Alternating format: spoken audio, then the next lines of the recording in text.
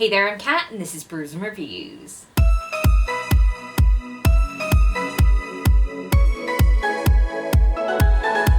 Like many other people, I am extremely excited for the release of Alien Romulus, but unfortunately, due to the scheduling of the people that I'm going with, I'm not actually able to watch this film for a week.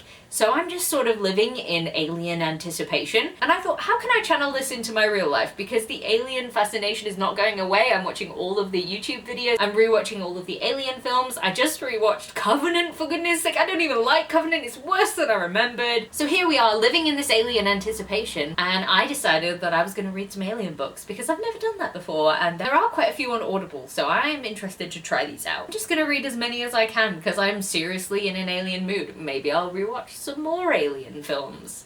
Again. Who's gonna stop me? No one. So I decided to kick off this project by reading Alien 3, which is the dramatized audio play of the abandoned script for Alien 3. And this audio play does star the actors who played Hicks and Bishop, reprising their roles for what should have been Alien 3. Now, I quite like Alien 3. It's not the best of films, but it's also not the worst of this franchise. I mean, there have definitely been worse. Covenant, I'm looking at you. Oh, and just before I get into the premise of this whole video is probably going to have some Alien spoilers, so if you've not seen all the Alien films, you probably shouldn't watch this, just in case. If you don't know, you've gone, great. Let's get into this. So the premise of Alien 3 does see the survivors of aliens be found by some people, which is quite nice. Obviously, this wouldn't be an alien story without an alien, so they're obviously not alone. I quite like how there are two sort of political entities involved in this. One of them I think is supposed to be kind of like communist space, and they obviously don't like Will and Yutani. The main bulk of the story does take place where Hicks is. By the way, Ripley is just in a coma, a medically induced coma for most of this, so she's just not really an active player in this. It's mostly focused on what Hicks is doing and all of the stupid people in the same facility as him, because there are a lot of dumb people, there is an alien running about, and there are hybrid aliens, which I think is quite interesting. I quite like this version of hybridizing the xenomorphs, but I do think it didn't really come across in the audio play as well as it necessarily could have, because they're not really describing anything, and I feel like maybe we could have got some more descriptions. It just feels like they were relying on people screaming a lot of the time, and I just feel like we're missing out. We could just have a little bit more information there, just for context. It would be nice. Anyway, this was pretty fun. I do have to say, when I'm reading these, I'm not exactly waiting for the best thing. I'm not waiting for Alien Isolation again. But I mean, if we get Alien Isolation, then I'm not gonna say no to that, because damn, that game is so good. So the way that I am reading these is just sort of rating them on how much I enjoyed them, not necessarily if it's groundbreaking storytelling. I go into an Alien story sort of knowing what I'm going to expect, and this one was kind of average. I gave it 3 out of 5 stars. I'm not mad that this wasn't made into an actual film. So I just finished reading Alien Out of the Shadows, which is an audio play dramatization of the novel by Tim Levin. I only read that version because it's the version I could get a hold of. I do think that this has the same sort of problems as the other audio play that I listened to. I just think it's an audio play problem in general, where you do end up missing quite a lot of context for like what's happening, because you hear the alien attack and you don't necessarily see what they've done. So you're like, I think someone just died, not sure who, not sure how, until they kind of fill you in, but sometimes they don't fill you in, which is always kind of really annoying. Besides the point, that is just a format issue and a dramatization issue. So this book is about a ship called the Marion, which is set to do some mining activity on the planet where Ripley's crew encountered the aliens. It's actually set between Alien and Aliens, and Ripley's in this, as is Ash. So this takes place 37 years into her hypersleep, but unbeknownst to her, in the first film, Ash managed to store like a portion of himself as part of the ship's AI, and is directing her back to where the aliens are, because, you know, it's his prime mission to retrieve an alien and bring it back to the company. So Ripley is awakened, she knows that there's aliens about, she's given some information on the aliens, and the end of this does cover up the fact that she has no knowledge of this by having her memories erased for like a PTSD thing. It was a good enough way to keep Ripley involved in this without her being like, hang on a sec, where's all those people that I met that were being attacked by aliens before aliens, because obviously she would have no knowledge of that. Now, the crew of the Marion itself had some quite notable characters on them. They all felt like individual people, which was good, because sometimes you find that these are like just like red shirts or like body bags to just aliens all coming out. But I didn't really feel like that with this one. There were a couple of notable figures in this that were really fun, and it's just kind of this whole tragic event anytime a humans come across a xenomorph, because it's not going well for them. It's never gonna end well. But I did like how this went, and I think the audio play was well done. For the most part, there were only a few bits that like caught me sort of, I don't quite know what's happening here, but I think they explained things quite well. And it was nice to see a bunch of other semi-competent people dealing with the alien. They got on board a lot faster than a lot of other people tend to on the, you know, this thing is gonna kill us, it has acid for blood. They only needed to see the acid for blood once to be like, oh shit, yeah, that's pretty bad that. So that's something. I enjoyed it. It wasn't anything terribly special though. I give it 3.5 out of 5 stars. So I just finished reading Alien River of Pain by Christopher Golden. This is technically book 3 in the Shadow Saga, but Audible kind of confused me, and it looked like it should have been book 2 because the synopsis for book 3 was like set 300 years after this book and the previous one that I read. So I'm kind of annoyed that I've read it out of order, but I guess that's my own fault, and I guess it doesn't really matter because book 2 is kind of way in the future, and this one could probably reread as a standalone anyway. So Alien River of Pain is basically set at the beginning of Aliens, and it's about the colonists on LV-426 as they discover xenomorphs and how the colony is basically completely overrun by them. You get like little snippets of what's happening with Ripley because her story is kind of coinciding with this, but like you see that in Aliens. This is basically about Newt, her family, the rest of the colonists, and the Marines, and what the Weyland-Yutani Science Division are doing, which is never good. I think this might be my favourite of these Alien books that I've read so far because I think it had enough of what you know, it has enough of that nostalgia from Aliens and sort of fills in some gaps. And I just think it was really well done. All of the characters were very likeable, even though you know that they are completely doomed. You know they're all in a situation that they're not going to come out of, and like that sucks. But at the same time, that's like every Alien property, surely. To be honest, it was kind of believable how it all went down. And there were some people who were just out for themselves. That just happens in that sort of survival scenario. And considering Newt and her brother are some of the main characters of this book, they weren't annoying. Sometimes I find children's voices can be really annoying in audio plays, but this one was fine. The main character in this, I would say, is probably the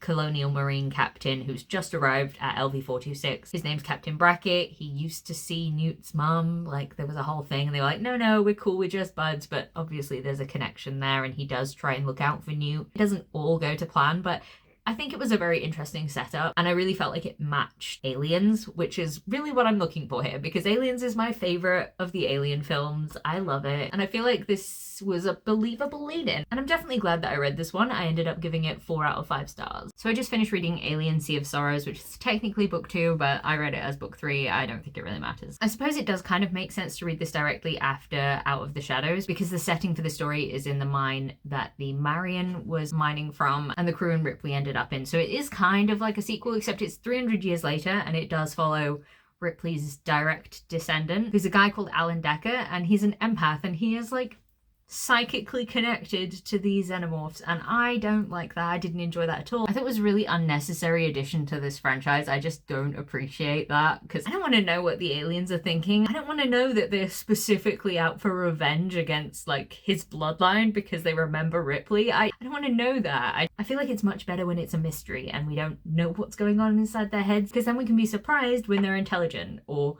when certain ones are intelligent, because not all of them are that intelligent, let's be honest. So anyway, Decker kind of gets shanghaied into a mission for Weyland-Yutani because Ripley never repaid her debt from like blowing up all of the things that she blows up to destroy the xenomorph. So he's in trouble, he's in a lot of debt, and they're like, come to this mission, come with us and we'll use your psychic capabilities, it'll be great, it'll be a good time. And he's like, I don't think it will, but he does it for the sake of his family. So it's basically him and a bunch of mercenaries just in a mine where there's xenomorphs. This one wasn't anything particularly special. I rated it 3 out of 5 stars. I think I could have missed this one entirely, and I feel like the fact that it had the empath thing really let it down for me. I don't want that. I really don't. I don't want that. I want regular people facing these creatures of nightmare, because I feel like that's a more interesting story than guy with empathic abilities can understand what the alien is thinking and where they are. It's just like, no, let's just use technology to understand where they are.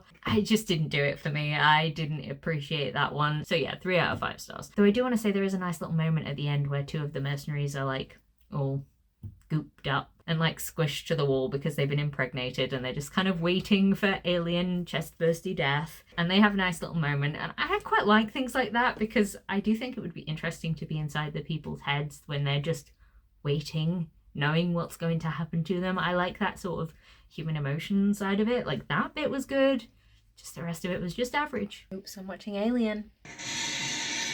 So I finished reading the novelization of Alien Isolation. Now, as I said before, I love the game Alien Isolation. It's so good. Now, this book features Amanda Ripley, which is Ellen Ripley's daughter, and she goes with a company operative to try and find the flight recorder of the Nostromo, which has been taken to Sevastopol Station. Obviously, when they get there, things have kind of gone to pot because, you know, aliens. And it's just a really good game. Now, the novelization of it didn't really stand up, unfortunately. I feel like it lost a lot of the tension that the game had, just building things up. I feel like the way that was done in the game was just really, really clever, and it felt like the threat was real because you couldn't really do anything about it. And I just feel like that wasn't really converted very well. Now, I think part of the reason it kept losing that tension was because every time something interesting happened on Sevastopol, it just kind of flashed back to when Ripley was younger, and you just kept getting taken out of the action. It was really annoying, especially because, like, I don't really care about the stuff we were learning about in Ripley's backstory. One, she had a drunk stepdad. He was really annoying. She was poor. She was not a certified engineer. How many times did I have to read that in that book? And, like, only 2 things were relevant. It actually made me like her character less because it just kept saying, like, oh, she really, really wanted to find her mum and she was being taken advantage of by people, and, like, it just didn't really work the way I wanted it to work. I thought this was going to work quite well because it was about how the alien got on board Sevastopol, and it started off with that kind of tension, and towards the end it did have more tension, but throughout the middle, when you kept having all of this backstory stuff that was just so boring, it lost me. And I found that really unfortunate because it is a really good game, and the story of the game is really good, and I just don't think it translated very well into a novelization, which is a shame. I give it 3 out of 5 stars though, because there were some good bits to it. I just finished reading Alien Covenant Origins, and I am befuddled by this book, really, because it is the official prequel to Covenant. And the problem I have with this is that it makes Covenant dumber than it already is. It's, like, unbelievably dumb when you know what has happened in this prequel book, and then you watch the people in Covenant making the decisions that they make, and you're like, God, you're so insufferably annoying and make stupid decisions. And I was really annoyed by it. So basically the premise for this is that it's before the colonization mission has set off, and it's like all the prep team, and there is a terrorist organization that is trying to stop the Covenant from launching, because the Covenant is not just like a colonization mission, it's the first colonization mission, the first one. So here's the thing, I feel like when you watch Covenant, you're like, oh, it's just a colonization mission, they're just on the way. And it kind of is a little bit more forgivable, although I don't forgive them for it when they make the decision to check out another habitable planet. But, like, it's the first one ever. There is no way that you divert from your intended course and go to, like, a random other planet just cause. Because, like, there's people that are going to be checking in on you on your intended planet on Origai 6. I feel like it just makes no sense whatsoever for the first one to be like, we just decided to go somewhere else, mate. Oh, you know, this works, right? No, there was no logic to that. That's just, you're all fired. You're all fired from everything. Get in the bin. You're just bad at your jobs. Anyway, so I feel like this book is not actually as bad. It's, like, quite an interesting book. The problem I have with it is that the terrorist organization are led by a guy that they think is a prophet because he has some scary dreams about monsters, and they're like, ooh, there's monsters out there, or like, out there be demons is their tagline or something like that. And it's like, well, yes, there are, but, like, come on. I think this harkens back to the problem I had with Sea of Sorrows, and the fact that I don't want any sort of, like, supernatural, like, empath prophet thing in my alien books. I just want big scary monster, people try and survive. Maybe I'm a simple girl, I don't know. But yeah, I gave this one 3 out of 5 stars because it was interesting. You have to kind of get out of the context of Covenant because Covenant is going to make anything worse. It just does. I don't know. Perhaps this needs to be read by someone who is not as inclined to hate on Covenant as I am, but, like, I really didn't enjoy the fact that it makes the characters dumber, and who chose these people to go into space? Because they make bad decisions. Anyway, that's all I've got to say on the book. 3 out of 5 stars. Okay, it's finally time. It's Sunday afternoon and I'm going to watch Alien Romulus, so I'll tell you what I think afterwards. So I'm back from seeing Alien Romulus, and I'm going to talk about the film now with spoilers, so if you haven't seen it, then thank you for being here till this point in time. I really appreciate you, and yeah, goodbye. So let's talk about this film. I really enjoyed it. I was surprised by how much I enjoyed it, even though I'd heard mostly positive things from people. Like, some people I heard didn't really like the end, but I quite enjoyed the end.